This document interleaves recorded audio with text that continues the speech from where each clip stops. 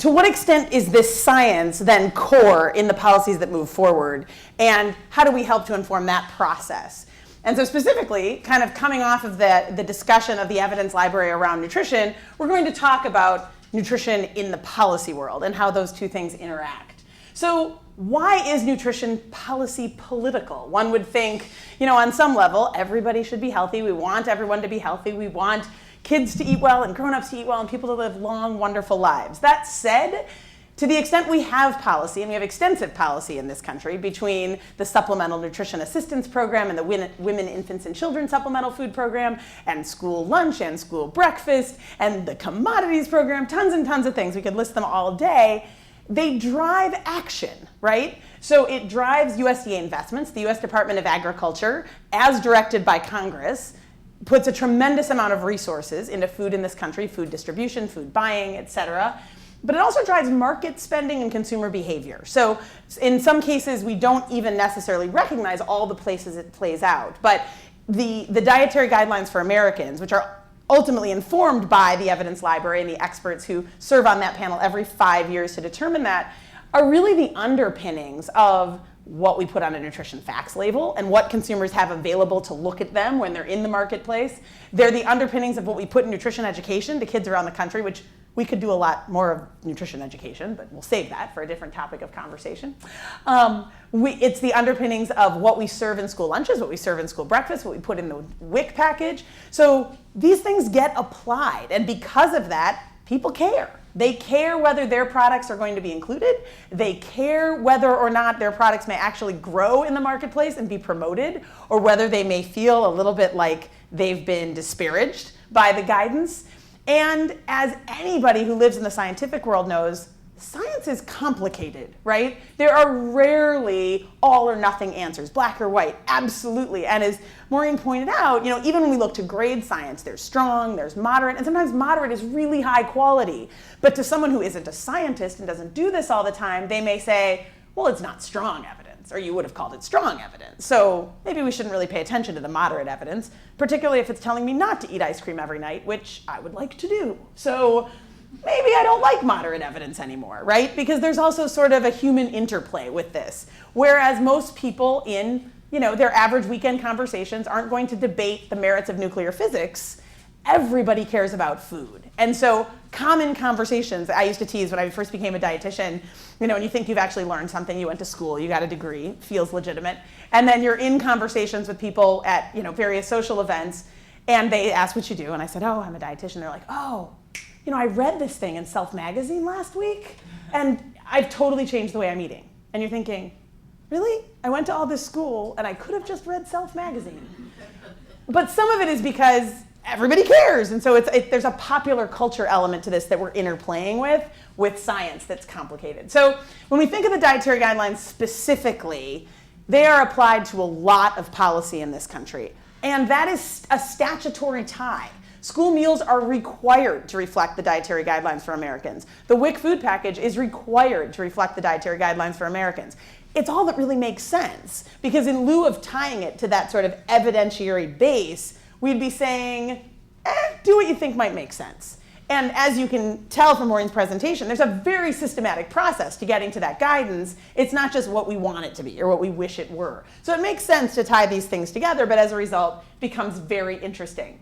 And so in recent years, as we've seen the nutrition science evidence sort of grow and the dietary guidelines evolve accordingly, when you kind of compare 2000, 2005, 2010, because they're updated every 5 years with the cycle of review, we've seen an increased evidence on inclusion of fruits and vegetables, probably not shocking from a kind of human health perspective, but also not just on fruits and vegetables generally, but on variety, right? This idea that even if you like one kind that might be one color or one type, you actually need a broader variety. So you need red, green, orange, yellow, blue, purple, all these different things.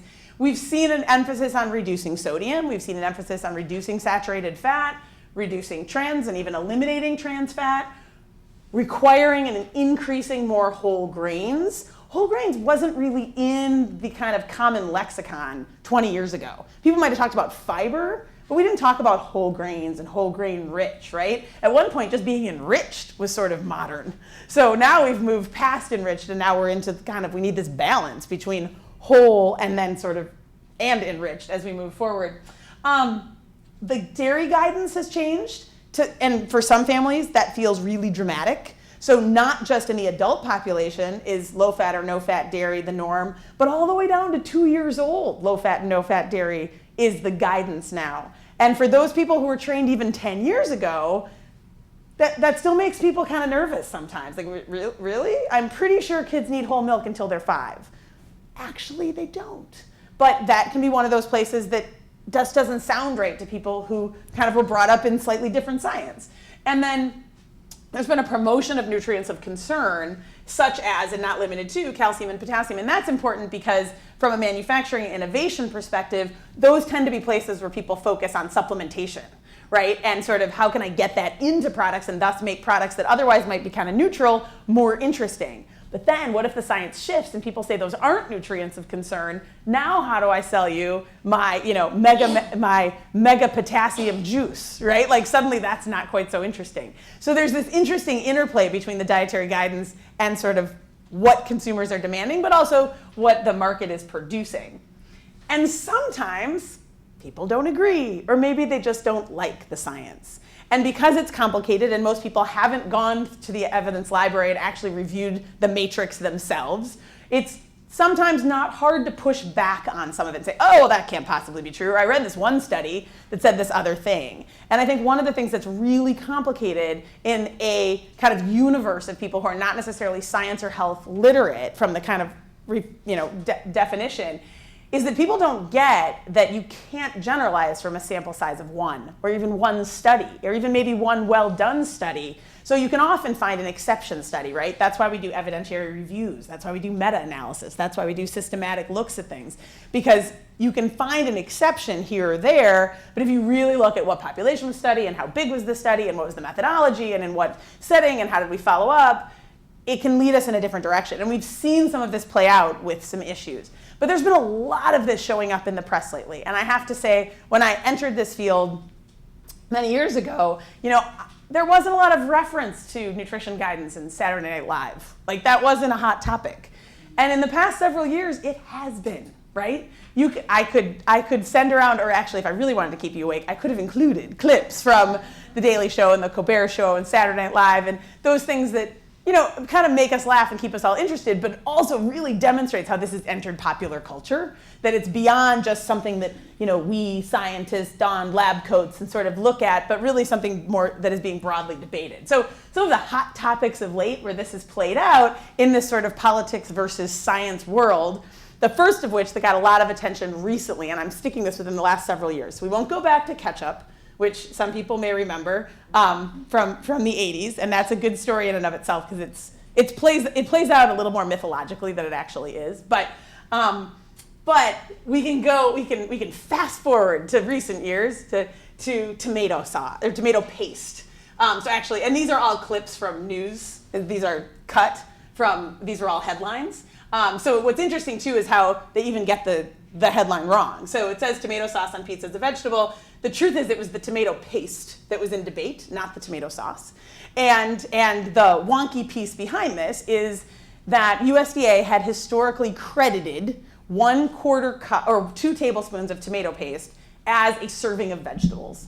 When they updated their guidance and their rules based on updated nutrition science and updated dietary guidelines for Americans, they determined that really you had to have a 1/4 cup of tomato paste to be equivalent to a serving of fruits and vegetables, which would otherwise be a 1/2 cup. So if I had a 1/2 cup of actual cooked tomatoes, they said, okay, that's equivalent to a 1/4 cup of tomato paste based on their assessment and sort of how much nutrition you need to count as a serving of vegetables, right? Very scientific process. Well, that was fine. They updated the regulations and said, you now need a 1/4 cup.